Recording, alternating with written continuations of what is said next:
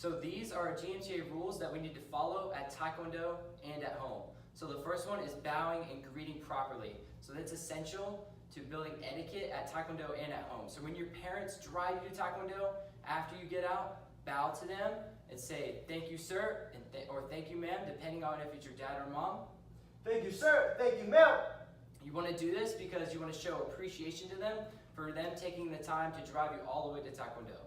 And then when you open the door and come in Taekwondo, the first instructor you see, bow to them and say, "Hello, sir," or "Hello, ma'am."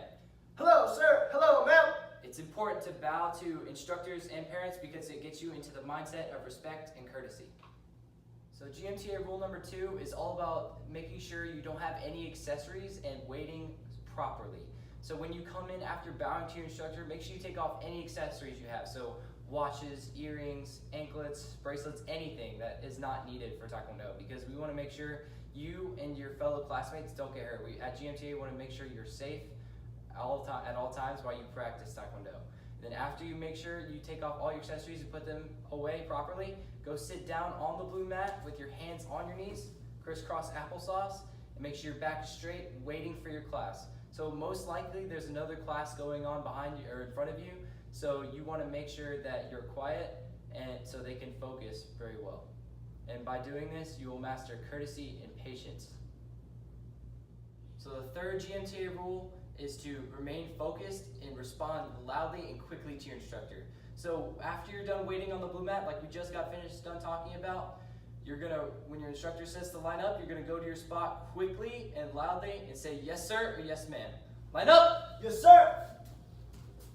After you line up and your instructor starts to take over the class, make sure that you remain focused the entire 50 minutes because we do not have a lot of time with you guys here. So we need to make sure that all the time you're here, we're focused on everything we need to teach you so we can get a lot done.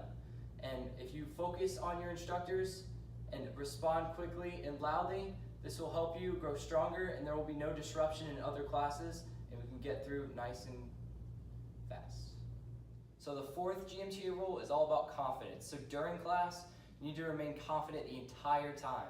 So we might do things in Taekwondo or some days or some weeks that you aren't comfortable with, like combat rolling, handstands, or even combat falling, but you need to keep your mind open to new things that you've never done before. Everybody has to do something that they've never done before, but if you keep your mind open to it, you will be able to do it.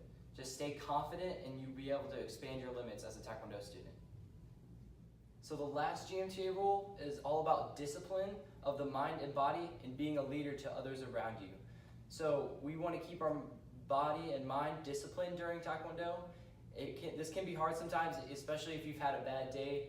All of us have had bad days coming here to Taekwondo, but you need to make sure that whatever happens outside of Taekwondo, leave that behind and always get your mindset right into Taekwondo. Whatever happened that day, just forget about it for now. For the next 50 minutes, you can practice and focus solely on Taekwondo. And I promise you, after those 50 minutes, you will feel much better.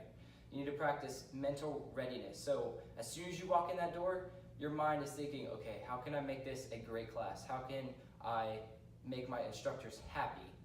And be an example to lower belts. So for example, white belts, if you're in a class and you're doing blocking or form or one-set sparring, you need to make sure you follow your instructor and do it properly because most likely there is little tigers watching you, and if they see you doing it the right way, they'll grow up to be white belts and do it the same way you have done it.